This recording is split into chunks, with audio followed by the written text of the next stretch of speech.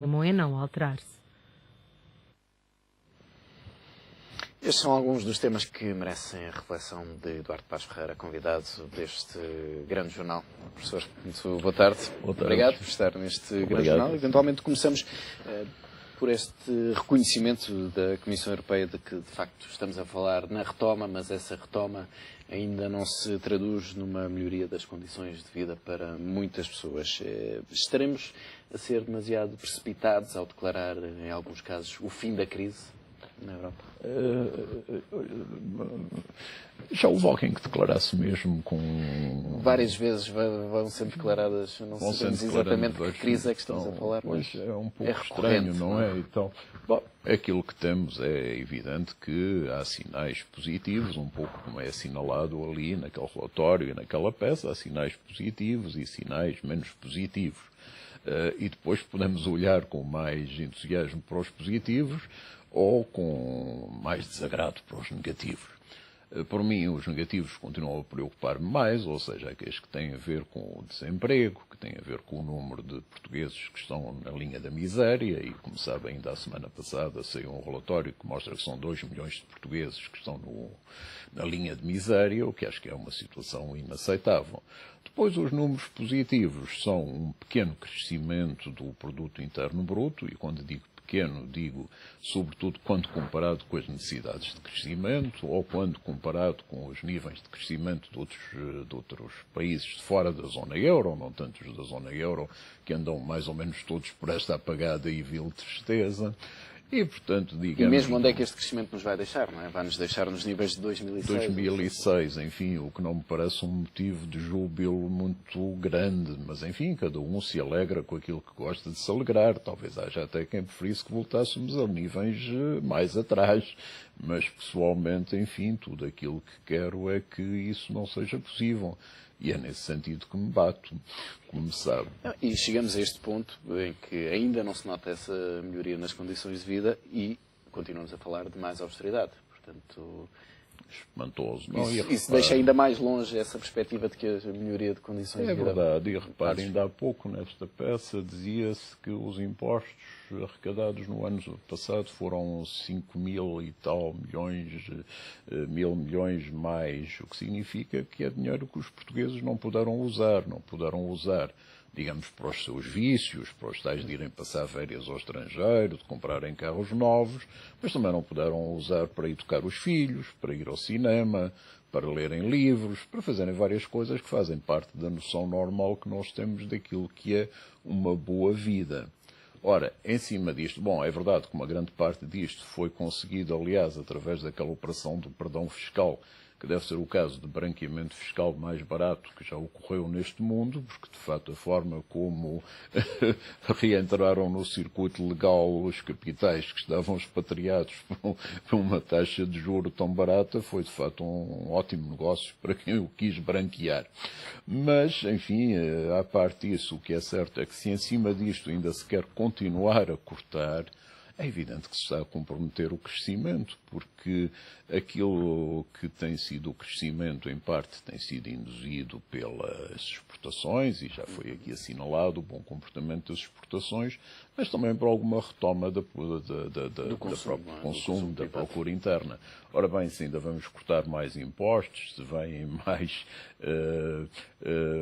cortes nas pensões, e então nessa matéria, como sabe, atingimos nos últimos dias graus demenciais de notícias, é óbvio que tudo isto vai prejudicar o crescimento. E a propósito de austeridade, neste fim de semana, Durão Barroso deu uma entrevista, que obviamente deixou aqui muitas marcas, mas uma das declarações que Durão Barroso faz nesta entrevista é de que avisou o Governo relativamente aos limites da austeridade, mas acha que esses avisos serão ouvidos relativamente ao que se pode esperar para os próximos anos? Não, enfim, em primeiro lugar gostava de esclarecer que não ouvi a entrevista em direto e, portanto, só me posso reportar à versão escrita do Expresso e, portanto, parece que não são totalmente coincidentes, enfim, mas a versão televisiva terá sido mais curta, não é? Portanto, exato, enfim, mas por outro lado, num ponto ou noutro, será mesmo diferente ao que me dizem. Mas, enfim, não sei, não posso testemunhar. Agora, digamos, bom, primeiro, essa entrevista toda é extraordinária, porque não se percebe bem a que título é dada, se é a título de Presidente da Comissão, se é a título de português, se é a título de putativo candidato à Presidência da República, cargo, aliás, que ele diz que não quer, como convém a qualquer candidato declarar, e, portanto, é toda uma conversa muito extraordinária. Mas há uma preocupação que passa ao longo da entrevista, que é a preocupação de dizer como ele é bonzinho. Ou seja, tudo o que se passou de mal, ele não teve culpa. Ele bem tentou avisar que era demais. Ele fica muito magoado quando dizem que ele é da Troika, o que é completamente absurdo, porque efetivamente ele é da Troika, não é um insulto. A Troika inclui a Comissão Europeia, que eu saiba. E, portanto, não percebo porque é que há de ficar tão magoado com isso e tão insultado. Se fica porque tem a percepção que, de facto, o trabalho não foi muito bom, mas que ele é da Troika, em qualquer caso é, e isso ninguém lhe pode levar sequer a mal. É estatutário que ele seja da Troika. Mas acha que há aqui um reconhecimento também de que, eventualmente, a Comissão Europeia não tem grande peso, não teve grande peso em toda a resposta a esta crise? É impressionante, porque ele oscila entre essa imagem de que travou um grande combate e a admissão de que não tem meios. E depois perde-se, desculpa-me, em coisas completamente laterais. Quer dizer, eu já fiquei completamente espantado quando um manifesto que tive o prazer de subscrever com outras pessoas causou uma viva indignação do primeiro-ministro português. Quando ouço o presidente da Comissão Europeia a criticar o manifesto e a dar mais ou menos a entender que o manifesto teve como origem a perda de algumas regalias por parte de dois antigos ministros dele, é de ficar verdadeiramente estupefacto. E de perceber uma coisa que algumas pessoas dizem. Por exemplo, o Prémio Nobel G.M. Coates, lembro-me quando o Mandela morreu, morreu provavelmente um dos últimos grandes homens nestes tempos em que a grandeza desapareceu. De facto, quando temos líderes europeus a este nível, percebe-se bem porque é que, por exemplo, a petição em torno do manifesto tem este sucesso. Porque é que se lança uma petição que as pessoas nem sabem muito bem onde assinar e, portanto, já agora aproveito para lembrar que é num site chamado manifesto74.com e em 2 dias recolhem-se 22.500 assinaturas para fazer chegar à Assembleia 4.000. À Assembleia da Mas seriam República. 4.000, mas há de chegar com umas dezenas largas de milhares de pessoas à Assembleia. Mas acha que o debate na Assembleia pode, de facto, ter contornos diferentes do debate que este manifesto tem tido, enfim? Sabe, eu acho que é extremamente importante. Além de mais, o manifesto tem uma função, para mim, decisiva, que é fazer a ponte entre a democracia representativa e aquilo que pejorativamente por vezes se chama a rua. Ou seja, a democracia representativa é o sistema em que eu me reconheço. Como dizia o bom velho Churchill, é o pior dos sistemas, exceto todos os outros que já foram experimentados. Mas a democracia representativa caiu num grau de autossatisfação e de autismo, de achar que se limitava a um diálogo entre os políticos dos partidos eleitos, que é extremamente perigosa e que, como sabe, tem levado ao afastamento e à subida brutal do grau de abstenção. A forma da petição pública que nós utilizamos agora é justamente uma forma de tentar que a democracia representativa dialogue com as tais ruas ou com o Parlamento dos Invisíveis, para usar uma expressão de um grande autor francês, Pierre Rosanvallon, que acho muito interessante. E, portanto, digamos, o que é que nós estamos a pedir à Assembleia? Caramba, pelo menos por uma vez discutam as coisas. Não se limitem a ser eco de ressonância, não se limitem a tentar entendimentos entre os líderes partidários.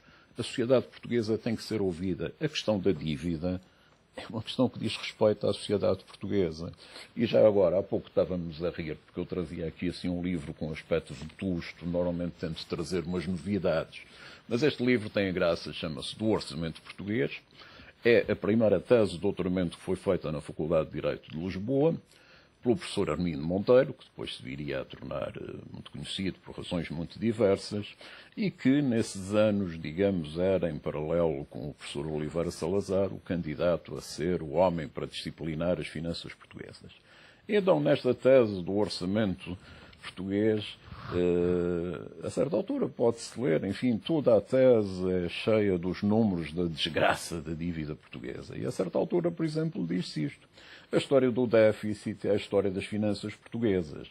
Tem na atormentada vida nacional o papel de Cérebro, o cão das três cabeças que guarda as portas do inferno. Nasceu cedo o déficit, chamavam-lhe alcance na linguagem velha, mas quer com um termo, quer com o outro, quis-se sempre indicar miséria igual.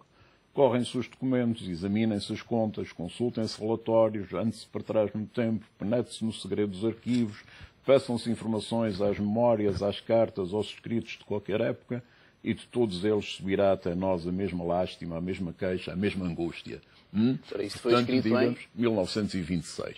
Isto para dar a ideia, quase há um século, para dar a ideia que esta versão que por vezes corre, que um despesismo súbito que assaltou os portugueses é que provocou a dívida, é pelo menos simplista. É esquecer aquilo que tem sido de facto a história. O que é a história portuguesa e tal. Aliás, como sabe, até há um pequeno livro muito interessante do Jorge Nascimento Rodrigues sobre a dívida portuguesa, que também traz bem estes dados. E pronto, agora o que sabemos é que atingimos os 129%, que é o nosso recorde e tal. Nós gostamos tanto de estar no topo, temos aqui um bom motivo de orgulho. E agora teremos uma clarificação, pelo menos também dos partidos políticos, daquilo que realmente pensam desta proposta. Sabe, não estou muito seguro para o seguinte. Digamos, o Partido Comunista autonomizou-se totalmente desta iniciativa, vai apresentar uma proposta de lei sobre este tema. Depois, enfim, o Partido Socialista pareceria ser um apoiante normal, mas há uma palavra qualquer que lhes faz uma comissão esquisita, acho que é a reestruturação, que lhes faz uma perturbação qualquer. O Durão Barroso dizia também que o erro principal está aí. Não é? É curioso, porque, por acaso, é o termo técnico que é utilizado em qualquer documento, em qualquer negociação internacional, é reestruturação. E só em Portugal é que se inventou essa ideia que a reestruturação tinha implícita o corte, o perdão da dívida. Enfim, mas qualquer argumento semântico serve quando não se quer discutir o fundo. E depois, há seguramente no PSD e no CDS deputados que se reconhecem neste manifesto. Até já houve um ou outro que o declarou. E que, numa votação parlamentar, tenderiam a votar ao lado dessa petição. Mas provavelmente vai ser imposta aquela figura deliciosa da democracia representativa, que é a disciplina de voto, não é?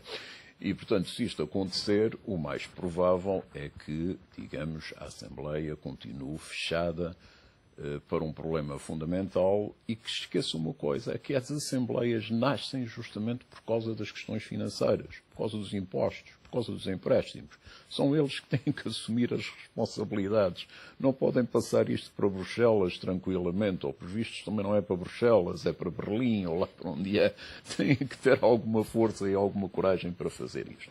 Por outro lado, pedimos também que haja outra coisa, que é uma vasta audição pública de personalidades, na qual, obviamente, haverá lugar para muita gente que acha que não deve haver reestruturação da dívida, e acho muito salutar este debate. O que é péssimo é tentar silenciar o debate e pensar que a política de esconder qualquer divergência de opinião é uma boa forma de fazer política. Deixe-me regressar aqui à entrevista de Durão Barroso para o questionar relativamente a outro ponto em torno da democracia portuguesa, esta proposta de um candidato à presidência. Francamente horrível. Acho que isto seria benéfico para a democracia portuguesa? Horrível. Acho que isto é uma concepção não democrática do que é a vida política. Ou seja, o que é normal é que haja um confronto de várias propostas e que os eleitores escolham. E, digamos, o argumento que é falso, que é o de que nenhum partido terá maioria, ou seja, o argumento não é falso, é muito provável que nenhum partido tenha maioria, mas por isso é que as eleições presidenciais se fazem em 2 voltas.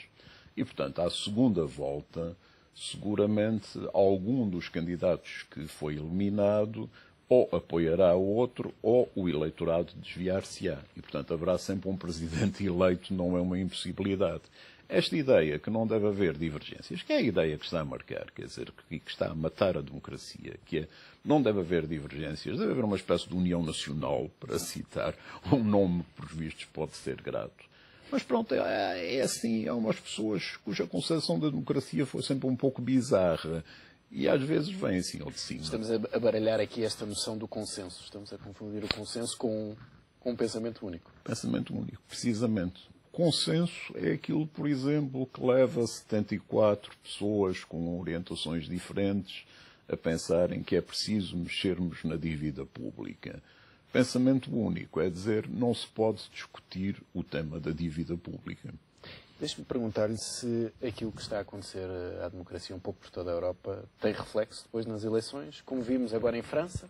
Ou acha que França é um caso, enfim, diferente, um caso isolado? Não acho que seja um caso isolado, acho que é um caso preocupante e acabo de ver uma notícia extraordinária que é que, bom, aliás, se posso ir ainda a ontem, ouvi ontem uma entrevista do primeiro-ministro já despedido, o Marc Ayrault, que impressionou-me muito, porque à parte dos tiques franceses, que são muito característicos, era um discurso tão oco como poderíamos ter em alguns dos líderes partidários portugueses.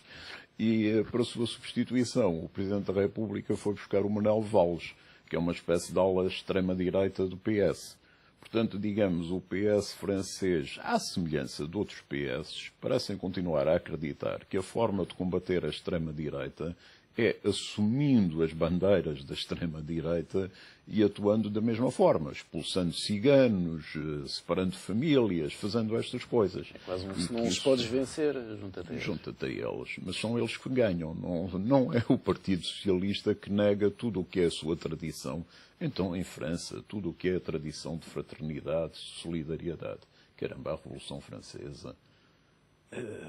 O Presidente Hollande não se sentirá um pouco envergonhado? Bem, a vergonha dele já se percebeu que é muito relativa, não é? Mas isto é também um sinal de que há promessas que de facto não podem ser cumpridas. No caso de Hollande surgiu com uma visão completamente diferente daquilo que devia ser o caminho da Europa e acaba por, enfim, por inverter totalmente o rumo. Eu compreendo muito bem a sua pergunta, mas eu diria que a velocidade com que ele várias vezes inverteu o rumo, diria que nem deu para testar se aquelas políticas eram boas ou más. Enfim, parecia uma coisa quase de capricho. Agora resolvi que, não, vamos mudar de ideias e tal. Até agora eu era um socialista ferrenho, agora passa um neoliberal fervoroso e tal. Porquê? O que é que se tinha passado entretanto?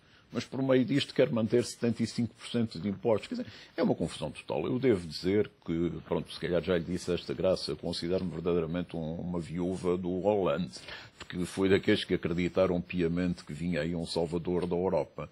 Devo dizer, ao fim deste tempo, que raras vezes vi um político tão desastrado, tão trapalhão, e não estou a falar dos episódios da scooter, estou só a falar de política, como este Presidente Hollande, que está, de facto, a conduzir a esquerda para um abismo.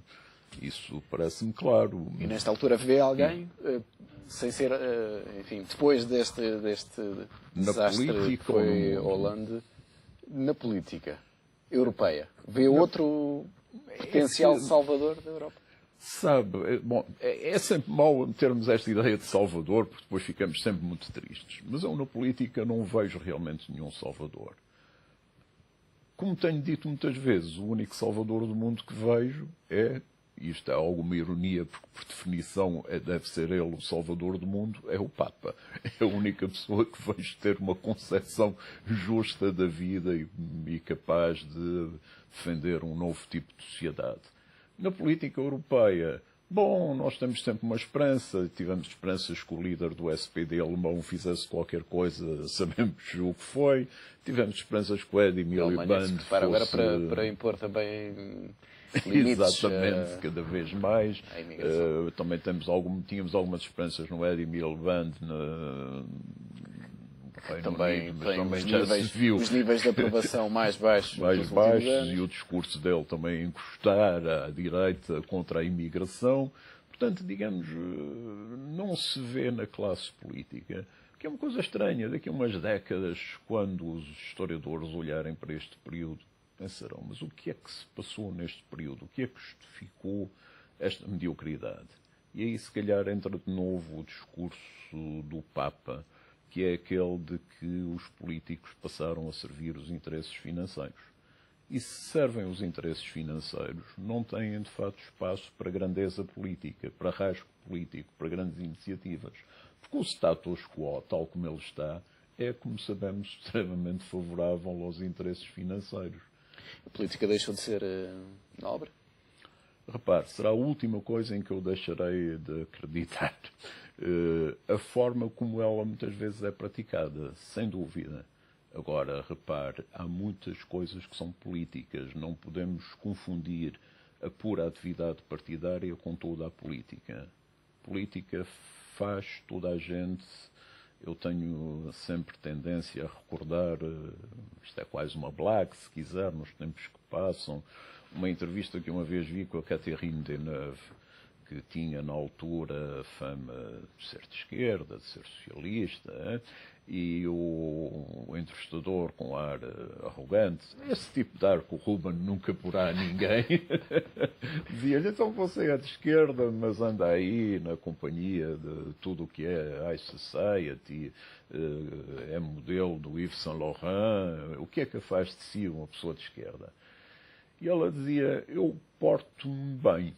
Eu acho que isto é uma resposta notável. Acho que as pessoas portarem-se bem, fazerem aquilo que têm a fazer no dia a dia e terem causas e lutarem pelas causas, mesmo que saibam que não as podem ganhar, é fazer política no sentido nobre.